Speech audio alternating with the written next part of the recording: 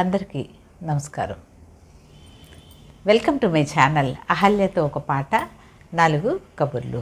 అందరికీ వినాయక చవితి శుభాకాంక్షలండి. ఈ వినాయక చవితి రోజు నుంచి కొంతమంది కొన్ని మంచి పనులలోకి చేద్దాము, కొన్ని వేరే మంచిగా ఆలోచిద్దాం అని ఆలోచిస్తూ ఉంటారు. వాళ్ళందరికీ చిన్న సజెషన్ అండి. ఈ రోజు నుంచి చక్కగా చెడు స్నేహాలు మానేసి, చెప్పుడు మాటలు మానేసి, మంచిగా ఆలోచిస్తూ జీవితంలో ముందుకు వెళ్దామని నేను ఆశిస్తున్నాను. మన అందరూ కూడా పుట్టినప్పుడు చాలా స్వచ్ఛంగానే ఈ భూమి మీదకి వస్తామండి. ఏడుస్తూ వస్తాము, నవ్వుతూ ఉంటాము. అలా ఏడుస్తూ నవ్వుతూ పెరుగుతూ ఉన్న క్రమంలో మన మీద మన తల్లిదండ్రుల ప్రభావం ఎక్కువగా పడుతుందండి. మరి పిల్లల మనసుల్లో ఏమీ ఆలోచన ఉండదు కదా. తల్లిదండ్రులు ఏం ఆలోచిస్తారో, ఏమి మాట్లాడతారో అవన్నీ పిల్లల మనసుల్లోకి వెళ్ళిపోతూ ఉంటాయన్నమాట. వాళ్ళ నమ్మకాలు కానీ అన్నీ కూడా పిల్లల మీద చాలా ప్రభావం చూపిస్తూ ఉంటాయి. అందుకని తల్లిదండ్రులు పిల్లల ముందు మాట్లాడేటప్పుడు చాలా జాగ్రత్తగా ఉండాలన్నమాట. అంటే మేము చిన్నప్పుడు అలా చేసేమో లేదో గుర్తులేదు, కానీ పెద్ద అయిన తర్వాత మాకు బాగా తెలిసి వచ్చింది అదనమాట. అందుకనే మీకు చిన్న సలహా చెప్తున్నాను అనమాట. మన మనసు మనది పిల్లలది ఎవరిదైనా సరే ఒక వైట్ పేపర్ లాంటిదండి.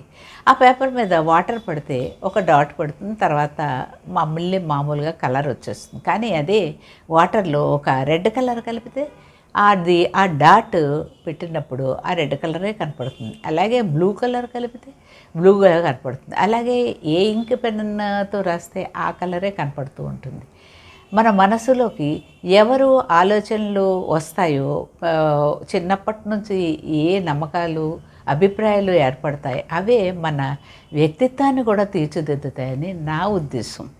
కాబట్టి ఎప్పుడూ కూడా పిల్లలకి మంచి బుక్స్ చిన్నప్పటి నుంచి కూడా మంచి ఫ్రెండ్స్తో ఉండేట్టు చూడటం తల్లిదండ్రుల బాధ్యత.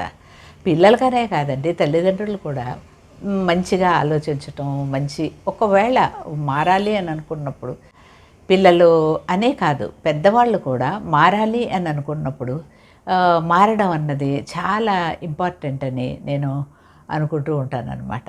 ఏంటి అందరికీ తెలిసిందే కదా, సత్సాంగత్యం అంటుంది ఈవిడ సోది అని అనుకుంటున్నారా?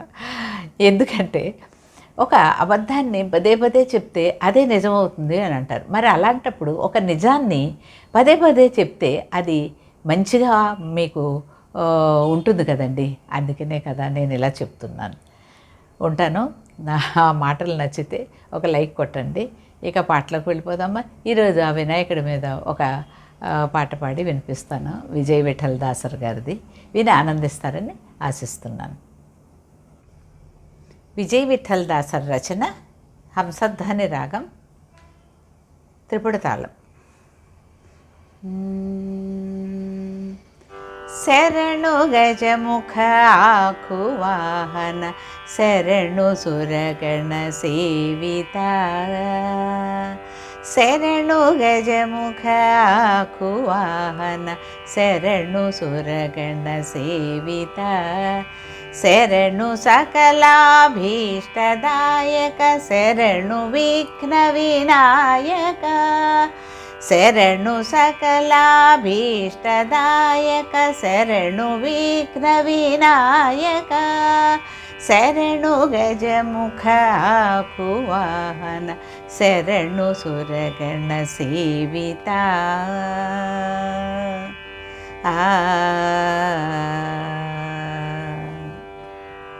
హేమఖచిత కిరీట కుండల కామిత ఫలదాయక, హేమఖచిత కిరీట కుండల కామిత ఫలదాయక, అమిత సౌలభ్య ప్రబల శాస్త్రోద్ధామ వేద్య శరణిధే, అమిత సౌలభ్య ప్రబల శాస్త్రోద్ధామ వేద్య శరణిధే, శరణు గజముఖ ఆకువాహన, శరణు సురగణ సేవిత, శరణు సకలాభీష్టదాయక,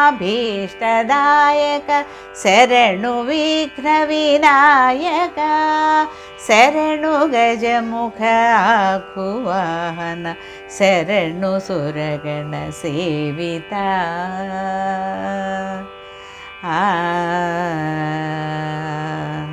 పాసమోదక పరసుధర ఫణిభూష పార్వతి నందనా పాసమోదక పరసుధర ఫణిభూష పార్వతి నందనా వాసవాచిత విజయ విఠలన దాసభూగణనాయక వాసవాచిత విజయ విఠలన దాసభూగణనాయక శరణు గజముఖ ఆఖువాహన శరణు సురగణ సేవిత శరణు సకలాభీష్టదాయక శరణు విఘ్న వినాయక శరణు గజముఖ ఆఖువాహన శరణు సురగణ సేవిత శరణు సురగణ సేవిత శరణు సురగణ సేవిత